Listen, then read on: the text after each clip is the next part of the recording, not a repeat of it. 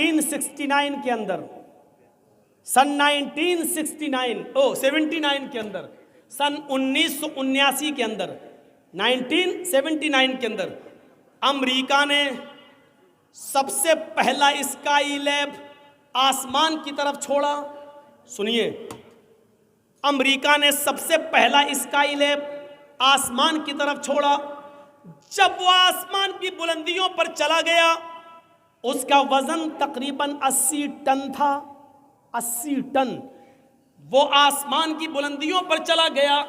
जिस दुनियावी सिस्टम से वो चल रहा था, उसका कांटेक्ट, उसका कनेक्शन दुनियावी सिस्टम से मुनक़ता हो गया, कट गया। स्काई लैब ने अपना ताल्लुक दुनिया के सिस्टम से ख़त्म कर लिया। यानी अब दुनिया में कोई सिस्टम ऐसा नहीं जो स्काई लैब पर कंट्रोल कर सके। 80 टन का वो स्काई लैब कंट्रोल से बाहर हो जाता है।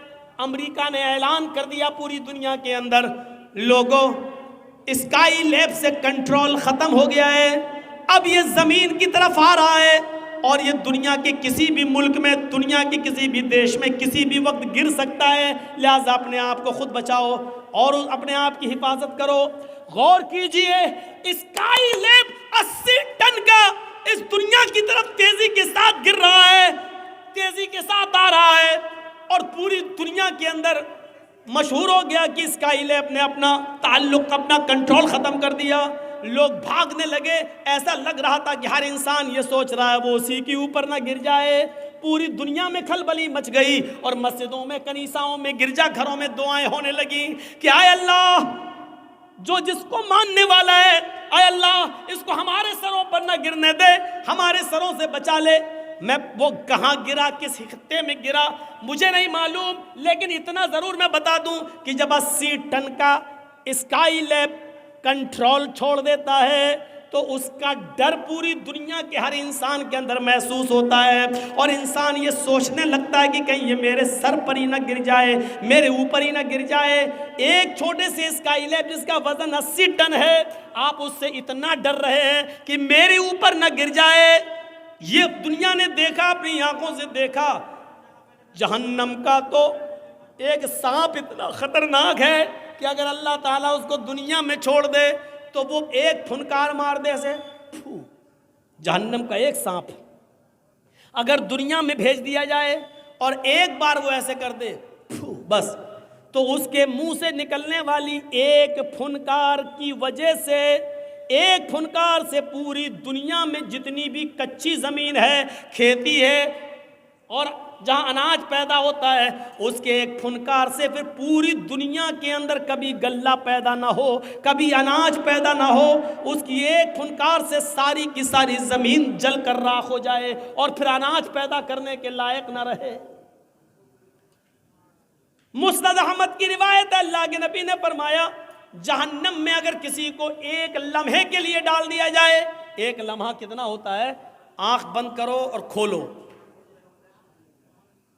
इसका 10वां हिस्सा, अब कितना कम होगा आप अंदाज़ा लगा लीजिए। एक लम्हा, देखिए मैं आंख बंद करके खोल रहा हूं, पता नहीं क्या है, सुनिए, एक लम्हा ऐसे, बस आंख बंद कर रहा हूं, खोल दिया, ये क्या हुआ, एक लम्हा।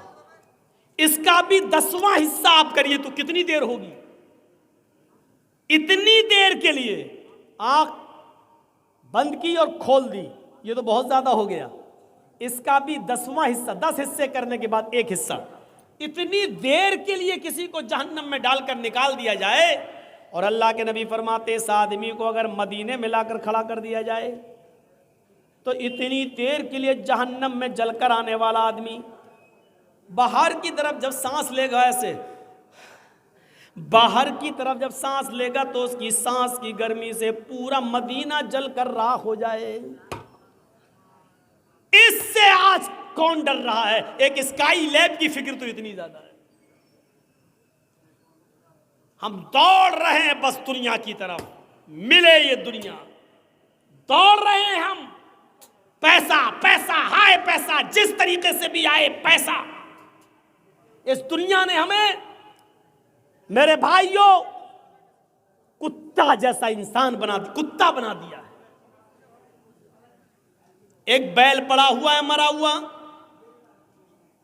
गांव में आपके एक बैल मर गया, मरे हुए बैल का गोश्त खाने के लिए कुत्ता आ गया। कुत्ता उस बैल को नोच रहा है, खा रहा है।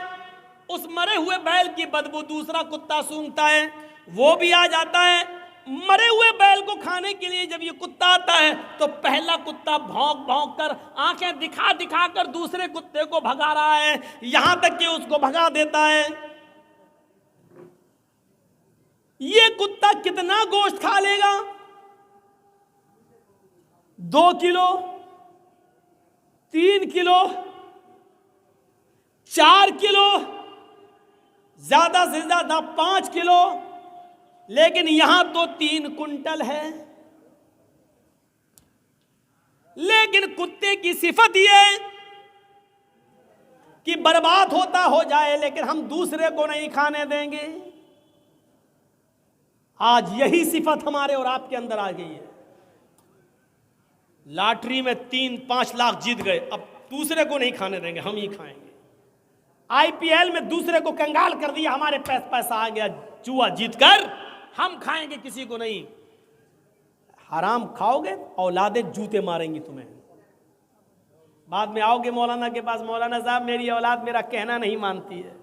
मौलाना साहब दुआ बताएंगे, दुआ कबूल नहीं होगी, क्योंकि हराम माल खाने वाले की दुआ कबूल नहीं होती। माफ कीजिए, लाख तहज्जुद की नमाज पढ़िए। रमजान का महीना शुरू होने वाला 3 अप्रैल 2 अप्रैल से रोजा रखते रहिए, लेकिन सूद, ब्याज, सट्टा, दड़ा, अगर ये सारी की सारी कमाई अगर आपने नहीं छोड़ी तो आपका रोजा कबूल नहीं, आपकी नमाज कबूल नहीं। क्लियर कह रहा हूं, नमाज कबूल नहीं। मौलाना साहब आप कैसे कह सकते हो? कोई आदमी अगर मुझसे पूछे कि मौलाना साहब अगर इस कुर्ते को या शेरवानी को मैं पेशाब से धोऊं तो क्या पाक हो जाएगी? तो पेशाब से धोने के बाद क्या कोई पंजाबी पाक होगा? नहीं होगा। शेरवानी को हम पेशाब से धोएं तो पाक हो जाएगी? नहीं होगी। अगर आप इबादत कर रहे हैं और माल हराम का खा रहे हैं, कमाई हराम की है, तो ये नमाज ये रोजा कैसे कबूल हो जाएगा? नहीं हो सकता है, नहीं। जैसे वो कुत्ता आज बर्दाश्त नहीं कर रहा है कि दूसरा कुत्ता हमारे मरे हुए बैल को खाने आए, गोश्त बर्बाद होता हो जाए, लेकिन कुत्ते को मंजूर नहीं कि दूसरा कुत्ता खाए। ये सिफत आज हमारे अंदर पैदा हो चुकी है, बल्कि हमें दूसरों के माल को लूटने की फिक्र होती है। आज से 20 साल पहले नॉर्थ यूपी में उत्तर प्रदेश नॉर्थ यूपी में एक पूर्वी इलाका है, मशरिकी इलाका, उस इलाके के अंदर एक सैलाब आता है। सैलाब जानते हैं ना, बाढ़। एक सैलाब आता है पानी का, बड़ा खतरनाक सैलाब, बड़ी खतरनाक बाढ़। दरख्त बह गए, झोपड़ियां बह गई, बड़ी बड़ी बिल्डिंगें गिर गई, बैल बह गए, गाय बह गई, भेड़ बकरियां मर गए। इतना खतरनाक सैलाब था। जब सैलाब थोड़ी देर के लिए बंद होता है तो कुछ लोग उस गांव का हाल देखने के लिए आते हैं। पूरे गांव में सन्नाटा है, लाशें तैर रही हैं, जानवर मरे पड़े हैं, लेकिन कुछ लोग पानी के उस तरफ अपना माल बचाने में कामयाब हैं और एक तरफ बैठे हुए हैं, लेकिन पानी इतना ज्यादा है कि वो इस तरफ नहीं आ सकते हैं। कुछ लोगों ने उन लोगों को उधर बैठा हुआ देखा, लेकिन वो पानी के इस तरफ नहीं आ सकते हैं। इसी बीच कुछ लोगों की नज़र पानी में डूबे हुए एक पेड़ के ऊपर पड़ती है, जो आधे से ज़्यादा पेड़ डूबा हुआ है।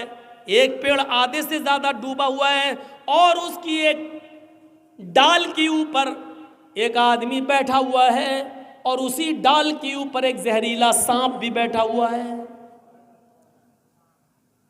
आओ मैं आपको बताऊं, एक ही डाल है और उस डाल के ऊपर आदमी बैठा है और उसी डाल के ऊपर सांप भी बैठा हुआ है। इंसान सांप का दुश्मन और सांप इंसान का दुश्मन। अभी यहां सांप निकल आया, फौरन मार देंगे, लेकिन सैलाब का खौफ इतना ज्यादा है कि ना आदमी सांप को मार रहा है और ना सांप आदमी को डस रहा है। सांप ने भी अपनी आंखों से देखा है सैलाब का मंजर, वो भी जानता है कि अगर थोड़ी सी भी डाल हिल गई तो मैं गिर जाऊंगा और नीचे पानी है, बह जाऊंगा, मर जाऊंगा।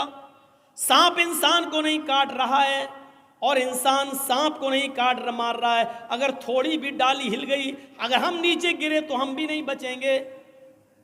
जहां सैलाब का दर्दनाक और खौफनाक मंजर इतना खतरनाक कि इंसान सांप को नहीं मार रहा है और सांप भी इंसान को नहीं डस रहा है, लेकिन यहां कुछ ऐसे कमीने इंसान मौजूद हैं जो उस तरफ कश्ती लेकर जाते हैं और लोगों से कहते हैं कि अपना माल हमारे हवाले कर दो, हम उसकी हिफाजत करते हैं और तुम्हारे माल की रक्षा करेंगे। जब पानी थोड़ा कम हो जाए और जब तुम लोग बाहर निकलो और हमारे पास आना, हम तुम्हारे माल, तुम्हारा सोना चांदी, तुम्हारी ये चीज़ें हम तुम्हें वापस कर देंगे। ऐसे माहौल पर, ऐसे मौके पर उन लोगों ने इनके ऊपर भरोसा करके अपना माल इनको दे दिया कि लो, ये मेरी गृहस्थी का माल है, ये हमारे कुछ कपड़े हैं, ये हमारे बच्चों के कुछ खिलौने बचे हैं, ये हमारी बीवी का थोड़ा सा जेवर बचा है, इसको हिफाजत से रखना। जब पानी कुछ कम होगा और हम बाहर निकलेंगे तो हमारे हवाले कर देना। हमारी बस्ती तो डूब गई, हम जहां अल्लाह जगह देगा हम वहां चले जाएंगे। और ये लोग माल लेकर जब वापस आए तो सब रफू चक्कर हो गए, भाग गए।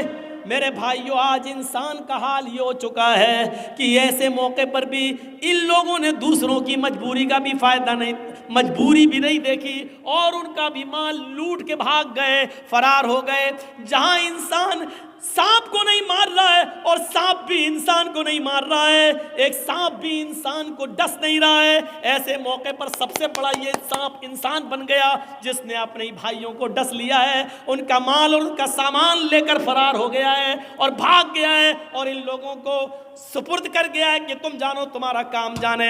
मेरे भाइयों, जब दुनिया परस्ती ऐसी हो जाए, मालो दौलत की लालच जब इस हद तक बढ़ जाए, तो यकीन मानिए फिर अल्लाह की इबादत होना मुश्किल है और यकीन मानिए फिर जिंदगी को आप सही उसूलों पर नहीं गुजार सकते हैं।